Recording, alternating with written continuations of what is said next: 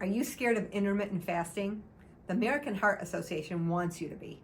A few weeks ago, the American Heart Association shared with the whole media, and the media shared that 91% of people who did intermittent fasting were at higher risk for cardiovascular disease. That's crazy and wrong. So let's talk about that. The study was based on what these people recall over 24 hours. When was the last time you could remember what you ate over 24 hours? I ask my patients all the time what they've eaten in the last 24 hours. They have no clue. You're asking people to recall this, and you're using this as a study, which it's not. It is not peer-reviewed, and it was not published, so it's not considered a valid study. What the study didn't mention is what the people ate.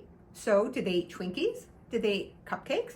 Did they fast for so long and then were so hungry that they ate their face off in the bakery aisle? We don't know, because they didn't share that part. Here's some good things to be scared of.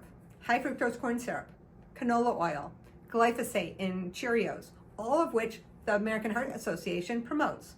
But the media still took it and ran with it and scared a bajillion people of intermittent fasting. When it decreases fat, it decreases waist circumference, it decreases insulin resistance, increases insulin sensitivity, it helps the cardiovascular system overall because of all those things, and it's really important to allow your digestive system to rest for at least 12 hours so that it can digest the rest of your food, rest a bit, and clean up different cells that you don't want, that are damaged or that are funky. So you want to make sure you're fasting between 12 and 15 hours. Now, should you fast 24 hours all the time? Absolutely not.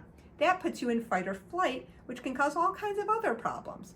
So, especially for women, 12 to 15 is the sweet spot, especially if you're menopausal, and sometimes not even that, but 12 hours is the key spot. You can eat a protein, 2 veggies every 3 to 4 hours in a 12-hour time period and keep yourself balanced and safe. Some things that do affect cardiovascular health is your vitamin D and magnesium status. If you're deficient in vitamin D and magnesium, those are 2 things that can increase your risk of cardiovascular disease. So make sure you're getting tested and make sure that you're in a really good range.